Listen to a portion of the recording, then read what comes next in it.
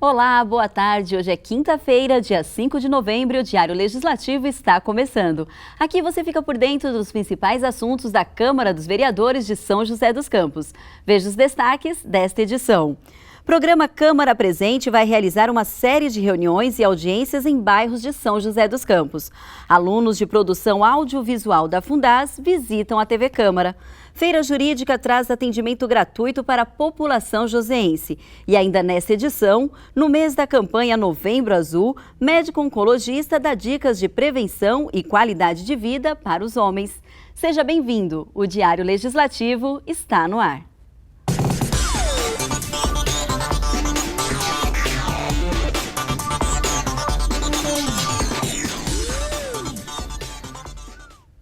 O Parque Novo Horizonte vai receber a primeira reunião do programa Câmara Presente. Esse programa vai realizar uma série de reuniões e audiências em diversos bairros aqui de São José. O novo projeto de lei de zoneamento é o tema dos primeiros encontros. Veja na reportagem.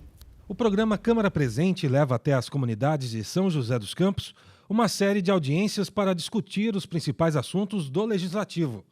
A primeira reunião será na próxima segunda-feira, dia 9 de novembro, no Parque Novo Horizonte, zona leste da cidade. O encontro, que será realizado na Escola Estadual Dorival Monteiro, vai discutir com os moradores o novo projeto da Lei de Zoneamento. As reuniões serão feitas em parceria com a Associação dos Engenheiros e Arquitetos. Outra ferramenta de apoio do Legislativo na discussão sobre a nova lei de zoneamento é um hot site disponível na página câmarasjc.sp.gov.br. O hot site vai trazer a agenda das audiências, assim como os encontros já realizados. O espaço também vai aceitar propostas, críticas e comentários da população sobre o projeto da nova lei. A TV Câmara recebeu a visita dos alunos da Fundação Hélio Augusto de Souza, que participam do curso de produção audiovisual pelo programa Jovem Aprendiz. Veja na reportagem a seguir como foi essa visita. Alunos da Fundaz do curso de produção audiovisual estiveram no Legislativo para conhecer as instalações da TV Câmara. O curso, que tem duração de 1 ano, abrange áreas de criação e produção de vídeos e introduz as profissões exercidas na área. Os jovens conheceram um pouco do trabalho da produção da TV, o estúdio de gravações e a ilha de edição de vídeo, onde viram o trabalho sendo executado. Segundo a professora Bruna Ferreira, este contato é importante para despertar interesse profissional nos jovens que estão prestes a entrar no mercado de trabalho. Ao final da visita, os alunos conheceram a sala de transmissão e puderam assistir ao vivo o Diário Legislativo. Conheça agora alguns dos serviços que serão prestados gratuitamente durante a segunda edição da Feira Jurídica de São José dos Campos. Moradores de São José dos Campos poderão contar com orientações gratuitas durante a segunda edição da Feira Jurídica e da Cidadania. O evento, que integra o calendário oficial do município por lei aprovada por unanimidade pelos vereadores, vai acontecer no Pavilhão Gaivotas, dentro do Parque da Cidade, nos dias 6 e 7 de novembro. Na sexta-feira, às 8h30 da noite, acontece uma palestra sobre o novo Código de Processo Civil. Já no sábado, das 8h30 da manhã até às 5 horas da tarde, os temas abordados serão a Lei das Empregadas Domésticas, Direito Previdenciário e a Guarda Compartilhada de Crianças. Além das palestras, uma equipe de advogados vai ficar à disposição do público para orientar sobre possíveis encaminhamentos jurídicos. A feira é aberta ao público. Para participar, basta comparecer ao local, levando documentos pessoais como RG e CPF. A programação completa está disponível no site da OAB de São José dos Campos. E no próximo bloco, já que estamos no mês de Novembro Azul, uma médica oncologista dá dicas de prevenção e qualidade de vida para os homens. A gente já volta.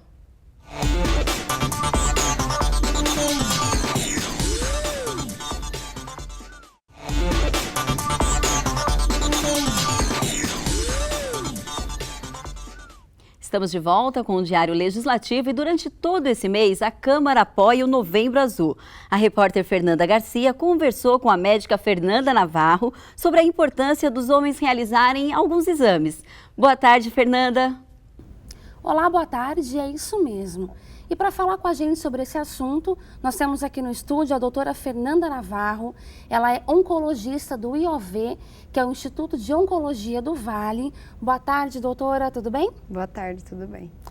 Doutora, embora as ações de prevenção aconteçam durante todo o ano, o mês de novembro ele foi escolhido para marcar a campanha de prevenção contra o câncer de próstata, e é o chamado Novembro Azul, né? E quais são os principais fatores de risco que podem levar ao câncer de próstata e os principais sintomas que o homem pode perceber? Bom, um dos principais fatores de risco são obesidade, sedentarismo, tabagismo também está relacionado, mas a causa mesmo específica a gente ainda não conhece. É um conjunto, na verdade, de todos esses fatores. E a maioria dos tumores são diagnosticados em pacientes assintomáticos, ou seja, que não sentem nada. Por isso a importância do rastreio, né, que a gente chama esses exames em pacientes que não têm sintoma.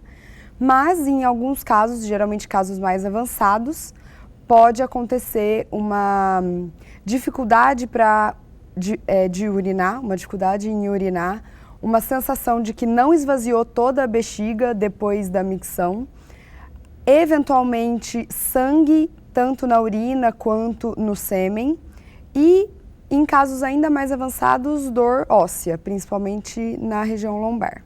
Uhum. E qual é a melhor forma de prevenir o câncer de próstata? Como prevenção, a gente tem a alimentação, principalmente com pouca gordura, rica em frutas, verduras, legumes, alimentos como tomate são indicados. A atividade física, pelo menos 30 minutos diariamente, manter um peso adequado e realizar os exames preventivos. Falando um pouco de exame, né? Quais são os exames necessários? Qual é a idade correta para começar a fazer? E de quanto em quanto tempo o homem deve procurar o urologista? A recomendação no Brasil é para pacientes homens, né, acima de 50 anos, anualmente, tanto o PSA, que é o exame de sangue, quanto o toque retal, que é feito geralmente pelo urologista, e pacientes que têm familiares de primeiro grau, que tiveram câncer de próstata, principalmente os menores de 65 anos, quando o câncer foi diagnosticado com menores de 65 anos, esses homens podem começar os exames a partir dos 40 anos, também de maneira anual. Então a genética pode interferir? Um dos fatores que pode interferir. Certo. Além dos exames de rotina, outros hábitos como, por exemplo, a prática de exercício físico, alimentação, então também são fatores que influenciam na prevenção da doença? Sim. Então, como eu falei, os homens devem ter uma alimentação saudável, baseada em frutas, verduras, legumes, pobre em gorduras, evitar o tabagismo, manter uma prática regular de atividade física. Certo. Em relação a tratamentos e chances de cura? Como todo câncer, quanto mais precoce feito o diagnóstico, maior a chance de cura. Então, nos pacientes que a gente descobre pela elevação do PSA num exame de rotina, a chance de cura é muito grande. Já naqueles pacientes que não fazem o rastreio e quando a gente já descobre a doença com cenário de metástases, principalmente, a chance de cura é muito baixa. Bom, uma das maiores dificuldades em relação à prevenção ainda é o exame de toque, não só pelo desconforto, mas também pelo preconceito que ainda existe, né? Ele realmente é fundamental ou já existe algum outro exame que pode substituir? Não existe a substituição e o de sangue, que é o PSA, e o toque retal são complementares. Sim. Eles não podem ser feitos ou um ou outro. Então, o PSA, ele já vê a dosagem, né, dessa proteína que é produzida pela próstata, e o toque retal é importante também porque existem alguns tumores de próstata que não produzem o PSA, então o urologista no toque vai perceber nódulo na próstata, aumento da próstata, então os dois são complementares e não tem nenhuma substituição. Ok, doutora Fernanda, obrigada pela sua participação aqui no nosso programa. E fica um alerta, então, né, da importância de fazer os exames regularmente para prevenção da doença. É com você, Gisele. Obrigada, Fernanda Garcia. Agradecemos também a participação da doutora Fernanda Navarro. E no próximo bloco, confira as atrações da agenda cultural. E no giro esportivo, o time de basquete masculino começou bem no Novo Basquete Brasil. Nós já voltamos.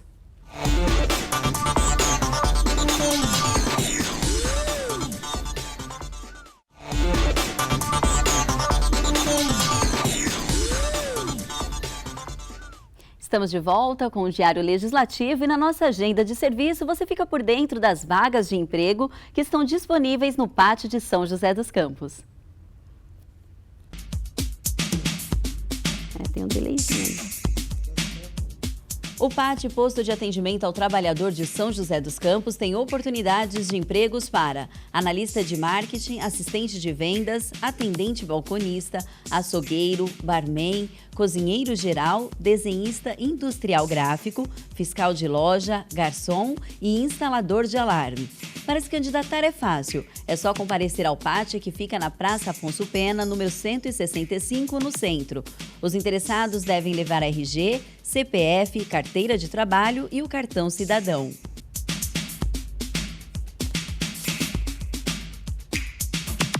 Confira agora a atração cultural para esta quinta-feira.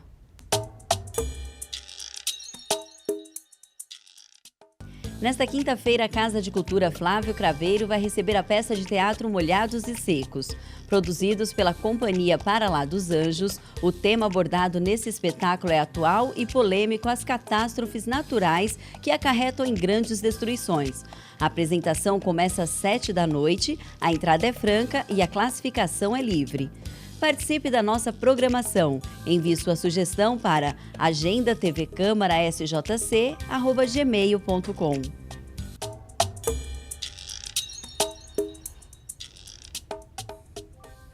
Saiba agora qual é a previsão do tempo para a tarde desta quinta-feira e também para a sexta.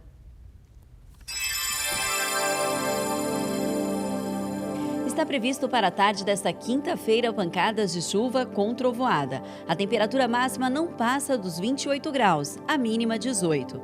Na sexta-feira, o dia permanece com muitas nuvens. A probabilidade de chuva é de 90%. A temperatura máxima não deve ultrapassar os 26 graus.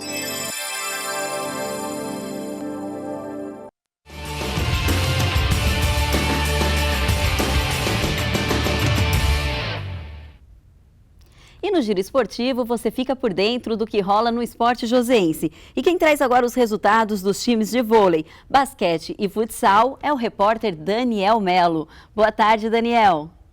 Olá, muito boa tarde, Gisele. Nós começamos o nosso Giro Esportivo desta quinta-feira falando da boa vitória do basquete de São José ontem à noite na abertura do Novo Basquete Brasil. Encarando Vitória da Bahia em Salvador, a equipe venceu por 68-60 e continua o seu turno Nordeste nesta sexta-feira, quando vai até Fortaleza visitar o basquete cearense pela segunda rodada. No voleibol, o que está dando o que falar é a parceria entre o São José e o Santos Futebol Clube. O Peixe cederia os uniformes para o São José e isto já poderia acontecer na segunda rodada da competição. O que chama a atenção é o fato das cores do uniforme poderem ser diferentes das cores da cidade. O Santos cederia um uniforme branco e um uniforme cinza. Vale ficar de olho na reação do torcedor em relação à mudança de identidade e o quanto isso seria benéfico para a equipe do São José Vôlei. Bem, essas são as informações do esporte desta quinta-feira. Eu volto amanhã falando daquilo que vai acontecer no final de semana. Até lá! Obrigada, Daniel Melo. Bom, o Diário Legislativo fica por aqui. Nós voltamos amanhã com mais notícias da Câmara Municipal de São José dos Campos e a cidade de São José. Obrigada pela companhia e até amanhã.